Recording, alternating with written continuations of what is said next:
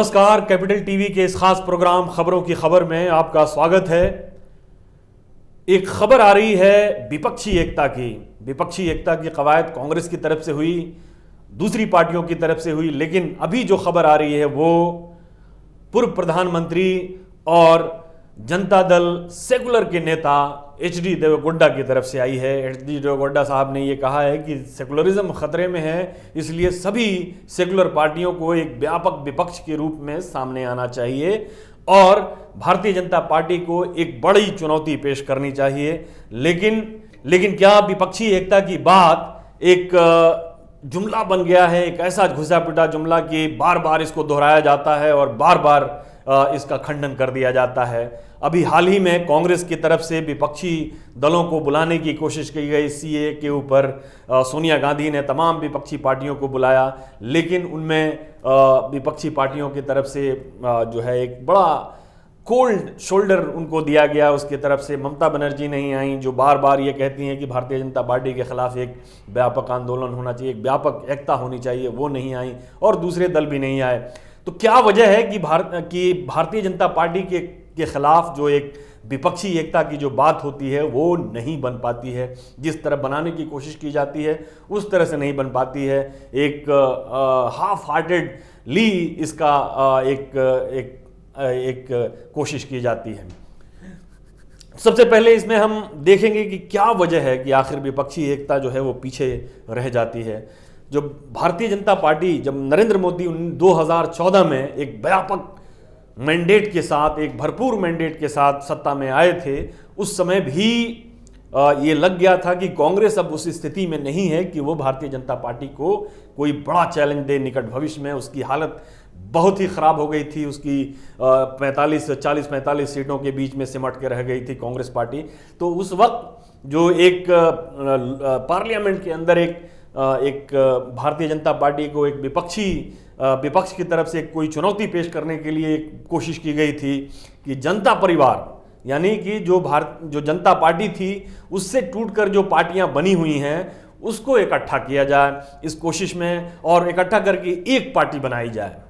ये कोशिश की गई जनता परिवार की पार्टियों को मिलाने की 2014 के बाद, और उसमें लालू यादव, मुलायम सिंह यादव, आपके नीतीश कुमार और भी दूसरे दल जो थे उसमें जो जनता पार्टी से टूटे हुए थे उनको एक दिल्ली में काफ़ी देर तक इस पर चर्चा हुई, लखनऊ में मीटिंग हुई, बैठक हुई, अध्यक्ष के नाम के ऊपर, मुलायम सिंह के नाम के ऊपर सहमति बनने लगी।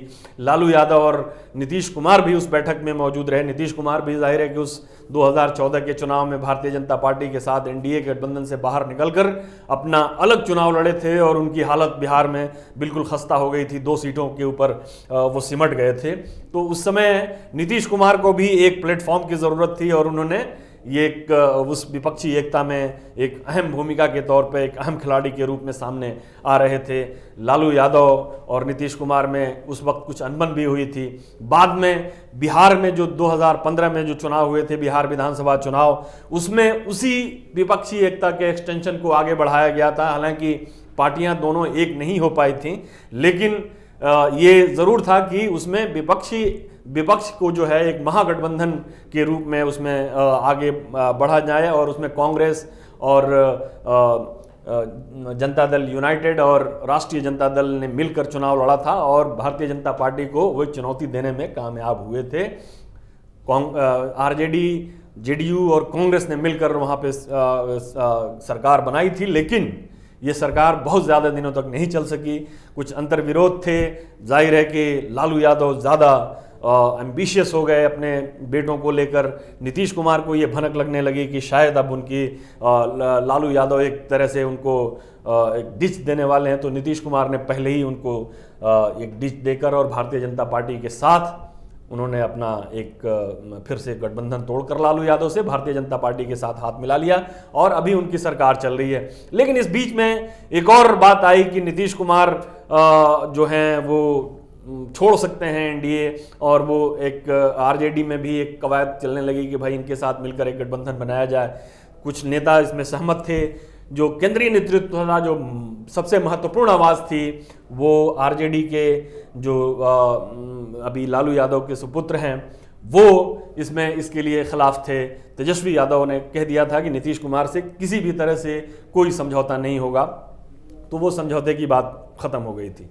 लेकिन और नीतीश कुमार के इस तरह के अटकलों को अमित शाह ने बिहार के ही एक जनसभा में इसको खत्म कर दिया था। तो ये तो एक तरफ की बात हो गई कि नीतीश कुमार अभी एनडीए के साथ हैं।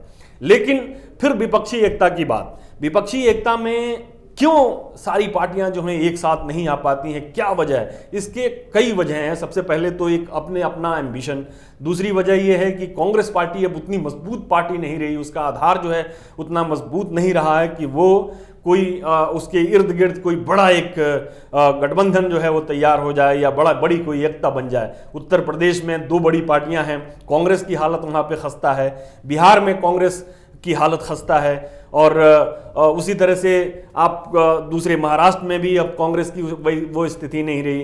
तो ये, और कर्नाटक में भी, कर्नाटक और तेलंगाना में कांग्रेस की वो स्थिति नहीं रही। तो कांग्रेस काफ़ी कमज़ोर हो गई है, जो पहले वाली कांग्रेस थी वो उतनी मजबूत नहीं है। इसलिए उत्तर प्रदेश जो महत्वपूर्ण राज्य है, जहाँ से 80 सांसद जो है चुनकर जाते हैं, वो कांग्रेस के हाथ से निकल गया है। और यहाँ पे मायावती और अखिलेश यादव जो 2 खिलाड़ी हैं, जो महत्वपूर्ण खिलाड़ी हैं, वो कांग्रेस को बड़ी शक की निगाह से देखते हैं और उन्हें लगता है कि कांग्रेस आकर इनके वोट बैंक में किसी तरह की सेंधमारी कर सकती है अगर इनके साथ। तो एक जो लोकसभा चुनाव में इनके साथ गठबंधन नहीं हो पाने की एक बड़ी वजह जो थी वो वही थी। दूसरी तरफ ममता बनर्जी हैं, वो भी विपक्षी एकता की एक बड़ी पक्षधर हैं और काफ़ी सक्रिय रही थी लोकसभा चुनाव से पहले वो विपक्षी एकता के लिए। तो वहाँ भी एक वो है कि जब ही सोनिया गांधी ने जो सीसीए के ऊपर जो अपनी एक विपक्षी नेताओं की मीटिंग बुलाई थी, तो उन्होंने बहिष्कार किया था। लेकिन अपनी तरफ से वो लगातार कोशिश कर रही हैं पश्चिम बंगाल में कि वो एक मुस्लिम वोटर को भी अपनी तरफ आकर्षित करने की कोशिश कर रही हैं, हिंदू वोटर को भी आकर्षित करने की कोशिश कर रही हैं। साथ में ये भी कोशिश कर रही हैं कि मुस्लिम वोटर्स जो हैं वो किसी भी तरह से टूटकर वामपंथ या कांग्रेस की तरफ न जाएं। वो इस तरह का कोई संदेश नहीं देना चाहती हैं, इसलिए वो किसी इस तरह की विपक्षी एकता की कवायद में नहीं आना चाहती हैं। तो कहने का मतलब ये है कि विपक्ष जो है एक कदम आगे बढ़ता है तो 10 कदम जो है उसका पीछे खिंच जाता है। आपको याद होगा कि कर्नाटक में जब चुनाव हुए थे 2018 में, और उसको एक तरह से कहा गया था कि ये 2019 के पहले की एक जो विपक्षी एकता की कवायद है वो इसमें दोहराई जाएगी। उसमें सारी पार्टियां जो हैं लगभग मौजूद थीं विपक्ष की। जो नहीं आए थे वो अलग से आकर देवेगौड़ा से मुलाकात करके गए थे और इनकी सरकार बनी थी। कांग्रेस को हालांकि ज़्यादा सीटें मिली थी, 80 सीटें मिली थी, लेकिन उन्होंने 37 सीटों वाली जनता दल सेक्युलर के कुमारस्वामी जो देवेगौड़ा के पुत्र हैं उनको मुख्यमंत्री बनाया। लेकिन ये सरकार जो है वो ज़्यादा नहीं चल पाई। खुद कांग्रेस और इस जनता दल सेक्युलर के अंदर बगावत हो गया और ये सरकार तितर बितर हो गई। लेकिन उस जो शपथ ग्रहण जो समारोह था एच.डी. देवेगौड़ा का, कुमारस्वामी का, उसमें विपक्ष ने एक बड़ी व्यापक जो है एकता दिखाने की कोशिश की। मायावती मौजूद थी, लेफ्ट के सारे लोग मौजूद थे, अखिलेश यादव मौजूद थे। जो नहीं था वो दूसरे दिन आकर वो कुमारस्वामी को बधाई देकर गया था, जैसे चंद्रशेखर राव थे जो वहाँ के तेलंगाना के। तो ये एक कोशिश जो थी वो वहाँ पे हुई थी। लेकिन क्या हुआ था उसके बाद लोकसभा चुनाव में उत्तर प्रदेश में कांग्रेस और सपा और बसपा का एक कह लीजिए कि आप उनका कोई तालमेल नहीं हो पाया था, कोई गठबंधन नहीं हो पाया था। उसी तरह से बिहार में भी बड़ी देर तक इस पर चर्चा होती रही कि कौन कितना सीटें लड़ेगा, कौन कितनी सीटें लड़ेगा। लेकिन वहाँ भी कोई जब समझौता हुआ तो एक तो काफ़ी लेट हो चुका था, दूसरे जो बिहार में चुनाव प्रचार के दौरान तेजस्वी यादव अपने जो सहयोगी दल थे उनके समर्थन में जाने से उन्होंने इनकार कर दिया, नहीं गए कई क्षेत्रों में। बीच में चुनाव प्रचार के दौरान वो गायब रहे। यूपी में अगर देखें तो यूपी में भी वही हाल रहा। मायावती और अखिलेश का जो चुनाव प्रचार हुआ वो काफ़ी देर में शुरू हुआ। अब ये तो खैर वो बात हो गई, ख़त्म हो गई कि लोकसभा चुनाव में विपक्षी एकता बनाने की कोशिश की गई, लेकिन उस तरह की एकता नहीं बन पाई।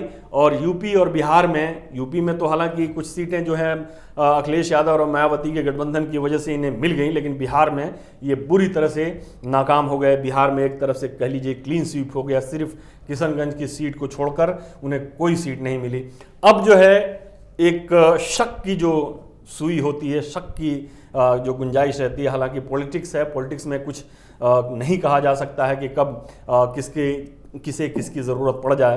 तो उसमें एक तो कोई भी विपक्षी दल कांग्रेस को नेता या कांग्रेस को चेहरा बनाकर आगे बढ़ने के लिए तैयार नहीं है। दूसरी चीज़ ये है कि अब किसे नेता बनाया जाए। मायावती एक नेता हैं, अखिलेश यादव हैं, ममता बनर्जी हैं, अरविंद केजरीवाल का भी एक नाम चर्चा में है कि अरविंद केजरीवाल अगर दिल्ली में चुनाव जीत जाते हैं तो उन्हें विपक्ष के चेहरे के तौर पर एक प्रोजेक्शन दिया जा सकता है, लेकिन इसकी संभावनाएं बहुत ही कम हैं। ये सिर्फ अटकलबाजी है, क्योंकि कांग्रेस किसी भी नेता को स्वीकार नहीं करेगी जो कांग्रेस से बाहर होगा। कांग्रेस को ये स्वीकार हो ही नहीं सकता है कि वो मायावती को एक्सेप्ट कर ले, अखिलेश यादव को एक्सेप्ट कर ले, अरविंद केजरीवाल को एक्सेप्ट कर ले, या इवन ममता बनर्जी को एक्सेप्ट कर ले एज ए चेहरा। उसको अपना ही एक कोई नेता चाहिए। वो नहीं चाहेगी कांग्रेस की किसी भी तरह से वो अभी किसी भी विपक्षी नेता को एक स्पेस दे।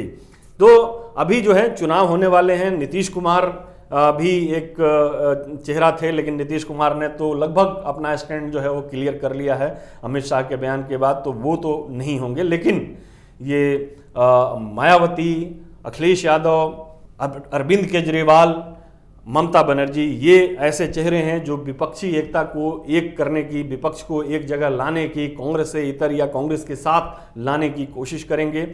और जाहिर है कि कांग्रेस जो है वो कोशिश करेगी कि कोई उसका एक अपना चेहरा हो जो इसमें आए। लेकिन अभी भी ये जो पिछली कोशिशें हैं उस कोशिशों से ये कोशिश भी अलग नहीं है। ये सिर्फ एक राजनीतिक शोषा है कि जिसको बार बार छोड़ दिया जाता है और बार बार इस पर चर्चा होती है, बहस होती है, लेकिन विपक्षी एकता जो है वो अभी भी एक दूर की कौड़ी है। सभी विपक्षी दल एक प्लेटफॉर्म पे आ जाएं, ये संभव होता हुआ नहीं दिख रहा है। खास तौर पर आपने देखा होगा कि कैसे मायावती ने कांग्रेस के ऊपर हमले किए कि कांग्रेस ने उनके विधायकों को तोड़ लिया और वो कभी भी अब कांग्रेस के साथ नहीं जाएंगी। तो कहने का मतलब ये है कि ये एक जो इलाकाई क्षेत्रीय सतह पर तो कुछ हो सकता है, लेकिन एक व्यापक रूप से ऑल इंडिया लेवल पे अगर कोई कहे कि विपक्षी एकता जो होगी और मोदी सरकार को घेरेंगे किसी एक मुद्दे पर, महंगाई हो या बेरोजगारी हो या फिर सीएए हो, तो उस पर घेरने के लिए अभी विपक्ष जो है वो तैयार नहीं है। फिलहाल के लिए इतना ही, इजाज़त दीजिए, नमस्कार। अगर आपको हमारा वीडियो पसंद आया हो तो इसे लाइक करें, हमारे चैनल को सब्सक्राइब करें और हाँ, बेल आइकन दबाना ना भूलें ताकि आप तक हमारे वीडियो की नोटिफिकेशन पहुंचती रहे। आप अपना सुझाव हमें कमेंट बॉक्स में दे सकते हैं। हमारे साथ जुड़ने के लिए शुक्रिया।